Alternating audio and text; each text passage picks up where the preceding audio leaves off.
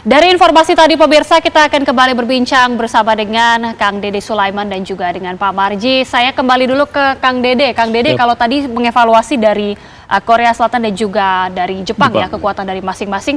Kembali lagi, Shin Tae-yong ini kan adalah asalnya dari Korea Selatan. Ini apakah mungkin akan menjadi keunggulan kah atau ada kelebihan, mungkin bisa memantau langsung kekuatan dari Korea misalnya? Mudah-mudahan harapan kita ya bahwa Indonesia ketemu sama Korea. Karena apa? Shin Tae-yong kan orang Korea, pernah menangani tim nasional Korea. Berarti dia sudah mengerti karakter pemain-pemain Korea itu sendiri. Mengetahui kelemahannya. Mengetahui kelemahannya. Jadi baik sekali kalau Indonesia ketemu Korea. Kemungkinan menang sangat besar sekali karena Shin Tae-yong kan mengetahui masalah karakter dan permainan Korea itu sendiri. Oke, Pak Marji, kalau sejauh ini ya dari analisa atau mungkin dari evaluasi seluruh tim gitu, bagaimana kemudian evaluasi dari lini depan, lini belakang kita untuk para pemain atau skuad Garuda ini? Ya, kalau melihat skuad yang ada saat sekarang ini, dari masing-masing posisi itu boleh dikatakan kan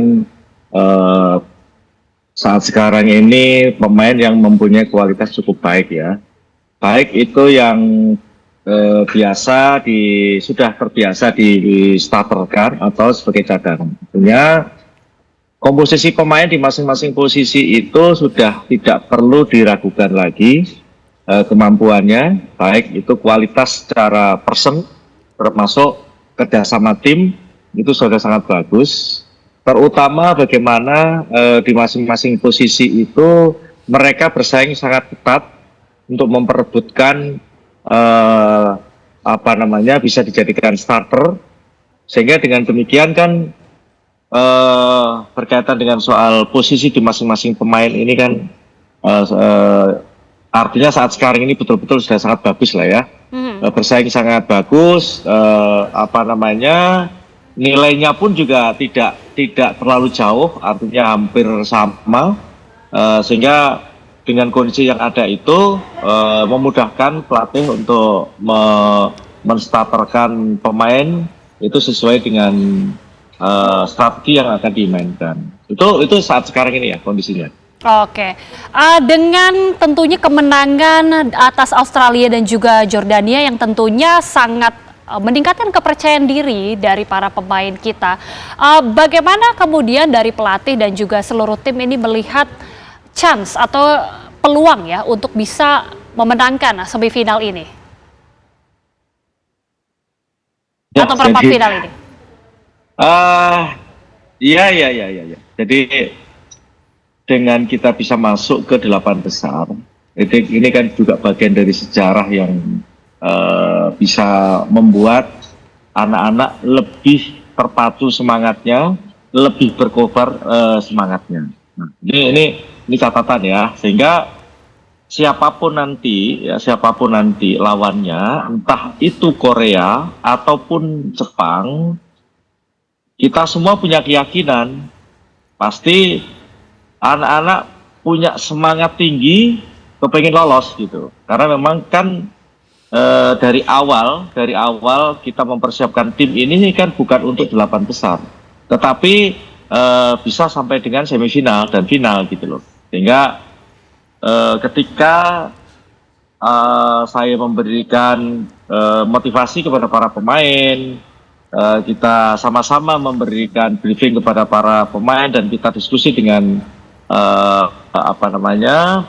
coach dan juga tim kepelatihan secara keseluruhan, semangat dan motivasi kita ini tinggi gitu loh. Apalagi dengan kondisi sekarang ini kita bisa masuk ke 8 besar dengan perolehan yang boleh dikatakan cukup membanggakan gitu. Ini sebenarnya sesuatu yang patut kita syukuri, dan insya Allah selalu saya sampaikan perjuangan, pengorbanan, usaha, dan doa, insya Allah itu akan membuahkan hasil sesuai dengan apa yang jadi keinginan kita. Kalau itu semua sudah kan ya kita kembalikan kepada Yang Maha Kuasa lah. Sudah maksimal lah. Ini persiapan juga, mohon maaf saya perlu sampaikan, ini persiapan tim untuk Piala Asia U23 ini kan kita mulai saat Lebaran, puasa. Ya. Sebelum Lebaran, kita pun Lebarannya nggak di Indonesia, Lebarannya di sana gitu, sehingga ya sama-sama kita berkorban inilah. Dan anak-anak juga semuanya ini kok happy, senang kok, dan tidak ada yang merasa ngeluh dan sebagainya. Mulai dari awal kita PC di Dubai itu yang perlu saya sampaikan. Kondisi real di lapangan. Iya. Persiapannya luar biasa, Kang Dede. Kalau Kang Dede melihatnya persiapan selama ini sejauh ini proses yang sudah dilalui tentunya oleh tim kita, dan bagaimana melihat peluang atau chance dari skuad kita ini?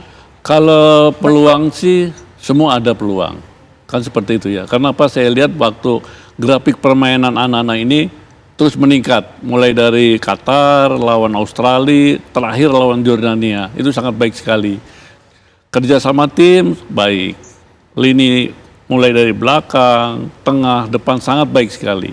Nah itu bisa dipertahankan. Karena apa? Starter yang di 11 pertama bermain, itu Sinteyong tidak banyak perubahan di situ. 9 pemain itu, yang pemain lokalnya itu tetap di situ. Terus bermain. Hanya pemain asingnya atau naturalisasinya adalah Strijk atau Habner atau Ivan Jenner, kan seperti itu. Hanya 3 itu aja. Tapi yang lainnya itu pemain-pemain kita. Nah, saya sih berharap teman-teman ini atau adik-adik ini tetap fokus, ya, tetap fokus. Jangan puas dengan hasil yang di babak penyisihan di grup itu seperti itu. Fokus bahwa lawan yang akan dihadapi adalah lebih kuat, lebih berprestasi, kualitasnya kita tahu. Jadi tetap fokus, semangat, kerja keras. Karena modal itu adalah terpenting buat bisa memenangkan pertandingan itu sendiri. Oke, tentunya ini menjadi catatan-catatan penting. Terakhir Pak Marji, langkah selanjutnya ini yang saat ini tengah dipersiapkan seluruh skuad dan juga tim pelatih tentunya seperti apa untuk dalam jangka dekat ini, Pak Marji? Ya, rutinitas yang sudah kita lakukan. Kaitannya dengan menyiapkan anak-anak nih ya. Kita sudah tahu kondisinya akan masuk 8 besar, dan kita sudah tahu bahwa lawan kita kalau tidak Korea, Jepang. Tentu ini kan pasti akan menguras energi, tenaga, pikiran. Nah tentu berkaitan dengan itu yang selalu kita tekankan itu adalah bagaimana menguatkan mental para pemain. Yang kedua, bagaimana meningkatkan fisik para pemain. Yang ketiga, bagaimana meningkatkan disiplin para pemain. Yang keempat, selalu fokus dan bagaimana strategi yang sudah diajarkan itu harus betul-betul bisa dijalankan dengan baik oleh para pemain. Karena kan berkaitan dengan strategi ini kan yang selalu diingat-ingatkan terus, baik itu saat di classroom maupun pada saat praktek di lapangan. Itu yang menjadi kata kunci ya untuk pertandingan di 8 besar itu. Baik. Seperti itu. Baik, kita tentunya akan tunggu ya siapa yang akan menjadi lawan dari Timnas Garuda, dan tentunya doa kita semua supaya semua proses ini bisa berjalan dengan lancar, dan juga pelatih kita atau pemain-pemain kita ini juga tentunya tetap terjaga terus mentalitasnya. Terima kasih sekali lagi Pak Sumarji, terima kasih juga Kang Dede Sulaiman sudah bergabung bersama kami di Apa Kabar Indonesia Malam. Ya, dan pemirsa, ini juga menjadi akhir dan juga penutup di Apa Kabar Indonesia Malam kita pada malam hari ini.